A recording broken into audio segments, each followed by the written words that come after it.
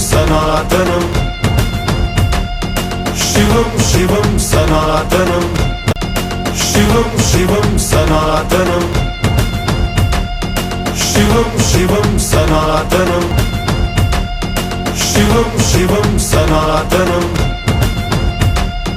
शिवं शिवं। Om Namah Shivaya. Namaste Eternal Souls.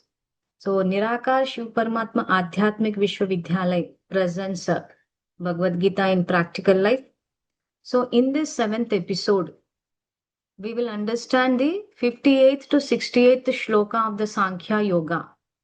Bhagavad Gita is as such interesting, but the 58th to 68th shloka is further more interesting because in these shlokas, the Supreme Teacher has given the example of a tortoise to make us understand that how we are absorbing things from the outside world and how we have to protect ourselves by placing ourselves in a divine shell.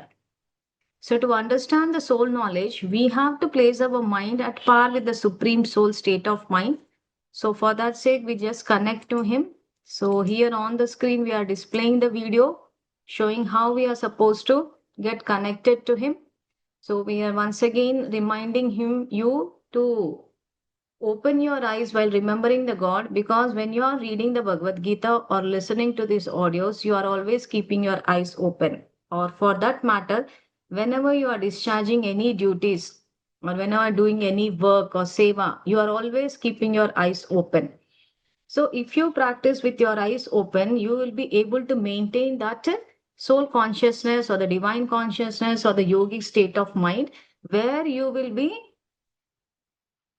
discharging your duties, where you will be performing the actions as per the Swadharma, the original qualities of the soul. It is a very natural process. That's why we keep telling to the students to open the eyes so that we can become the karma yogis. Means we will be performing the actions according to the dharma of the Supreme Soul. That is what till now we have understood in the Sankhya Yoga. So now let us connect ourselves to the Supreme Soul and we can establish any relationship with Him, but we suggest to establish all the relationships with Him.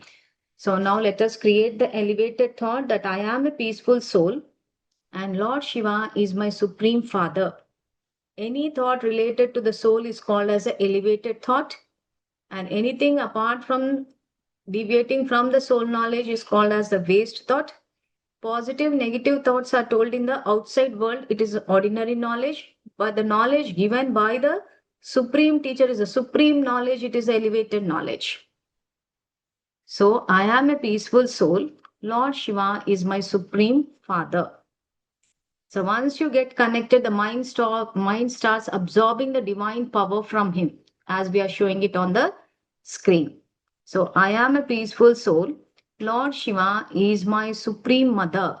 So the soul got connected and the divine rays are coming into the soul. So once it enters the soul gets empowered. And once the soul is empowered, it will be easy for you to get this knowledge into the practical life. So without the power, the divine power, you find it very difficult to get it into the practical life. So this is the most important aspect of the spiritual path.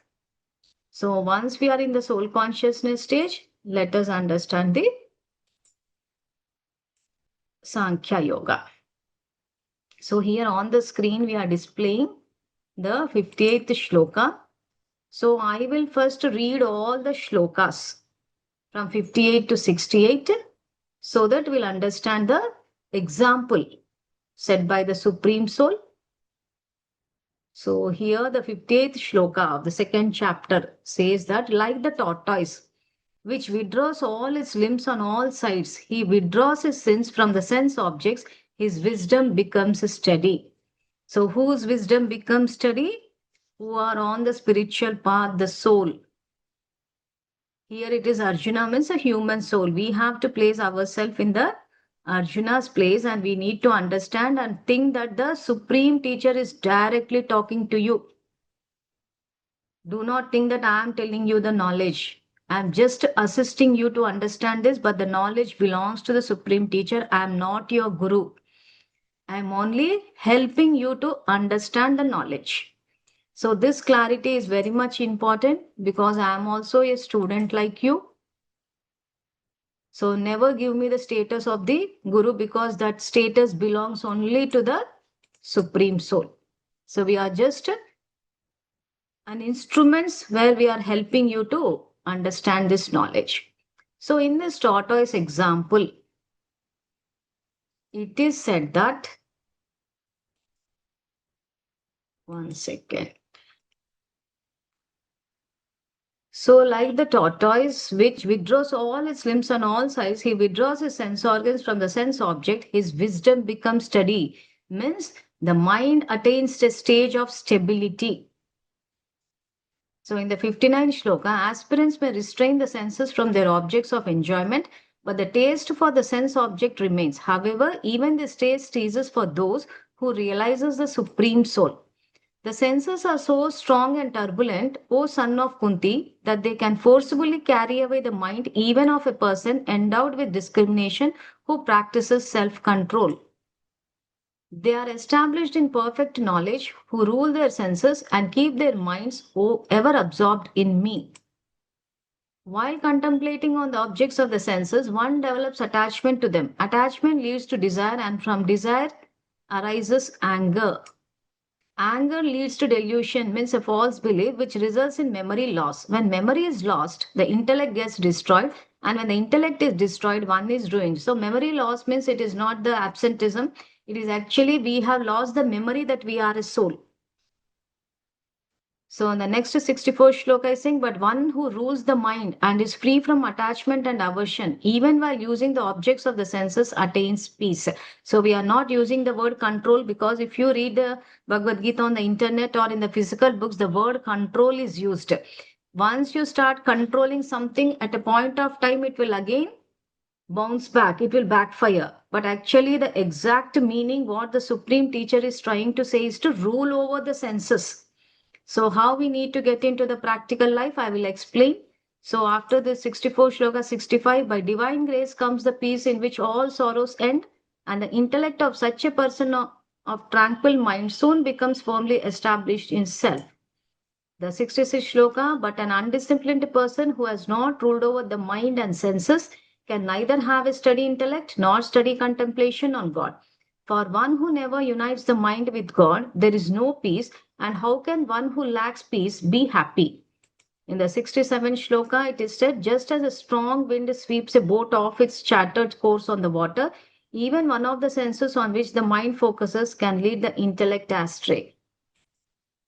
So finally, in the 68th shloka, therefore, O mighty armed, one whose senses are restrained from their objects is certainly of steady intelligence. It is a sthita prajna.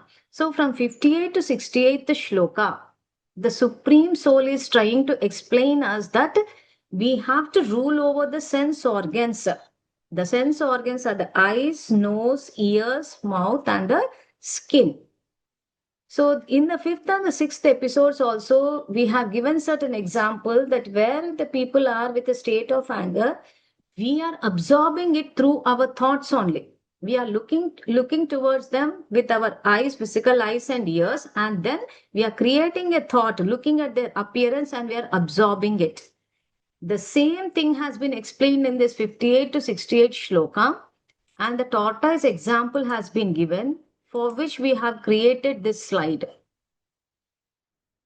So just to see on the screen, it's the Bhagavad Gita chapter 2 shloka 58 to 68. So all these 10 shlokas are saying that the tortoise is actually very safe in its shell. Once it comes out of the shell, it is exposing itself. So now place yourself in the divine shell. So once we place ourselves in the divine shell, we are always safe. If we come out of the divine shell, we are exposing ourselves to the external factors, such as the evil tendencies in the other people. That is the reason why we are not able to maintain the stability of mind. We are not able to be happy. We are not able to achieve whatever we want to achieve.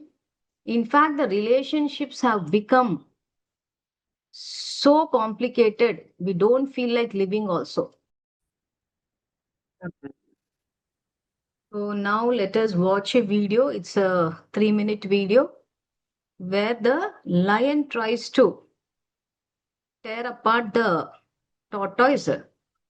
So we'll see the video and then we'll understand what exactly this tortoise example is trying to teach us. Okay.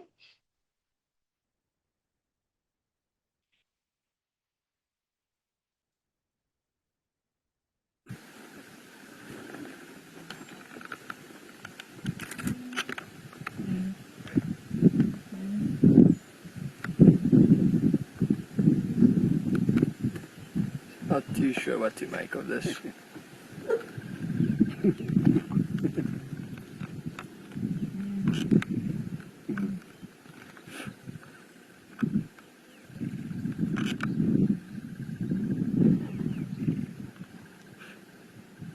This is quite cool. I've never seen a lion play with a tortoise before.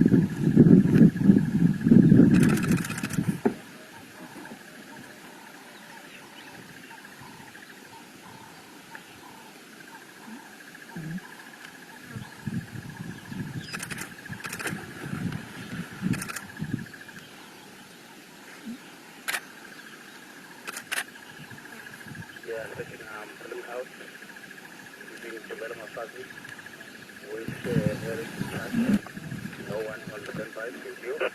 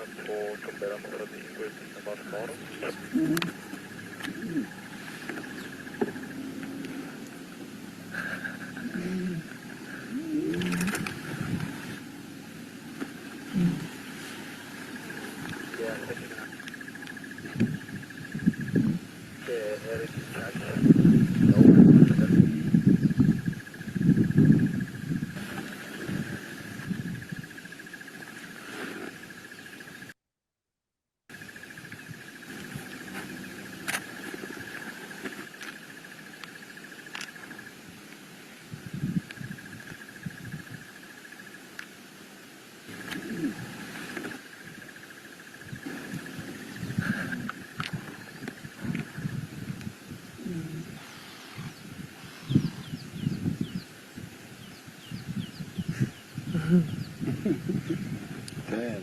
So that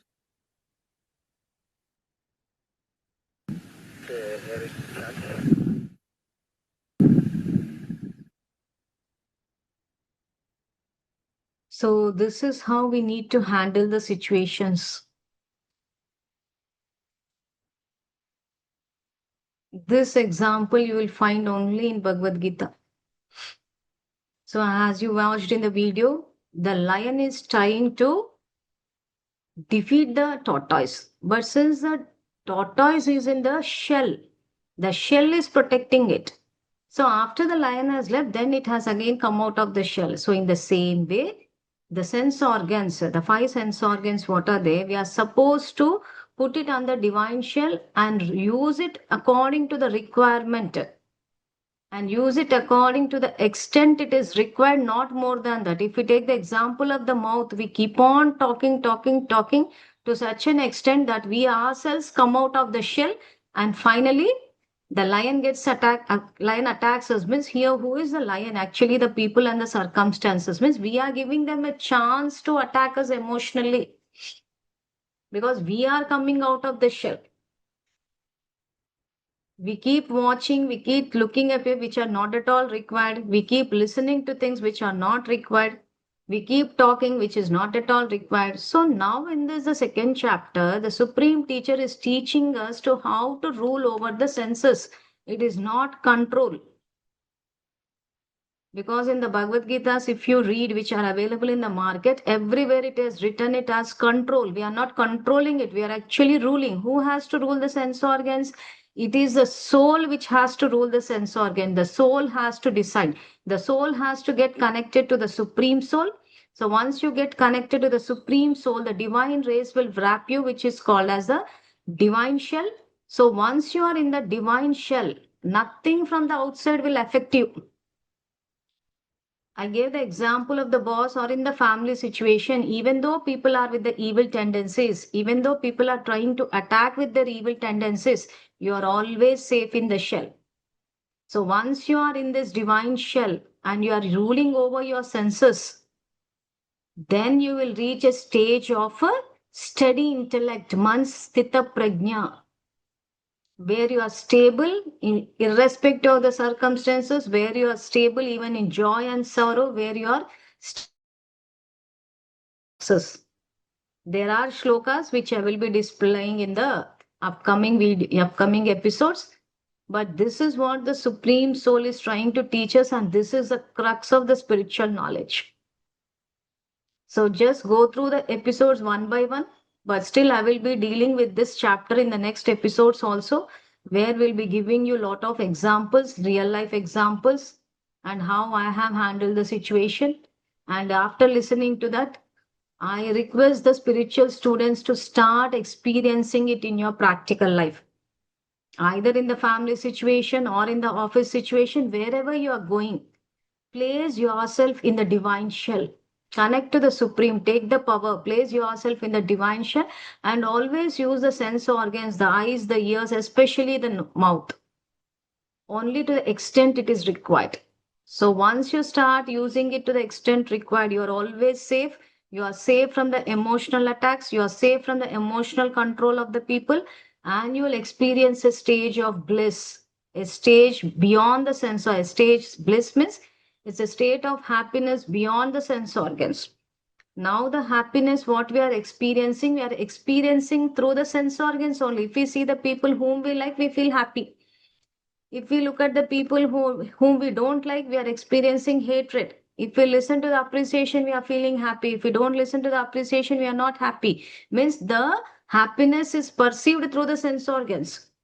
So now we are ruling over the sense organs. We are not absorbing anything from the outside. So then we are reaching a stage of equanimity where the intellect is steady, where we are experiencing a happiness constantly. So this is for today in this session. So we'll meet in the next episode. Till then, keep experimenting. Experiment, experiment, experiment. So once you start experimenting, sometimes you may succeed, sometimes you may fail, but it's okay. You are putting effort, that itself is a great achievement.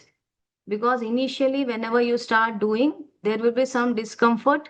That's quite natural. But over a period of time, the entire process will become natural. As it was said in the 40th shloka, even a very small effort will make you come out of the greatest fear.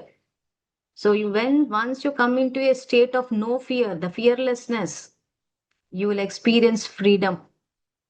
That is really a very beautiful feeling. Okay, and what all the episodes we have done, we are receiving good and nice encouragement and beautiful comments regarding that. So thank you for your support and encouragement. So I'll see you in the next video. Thank you. Om Namah Shivaya.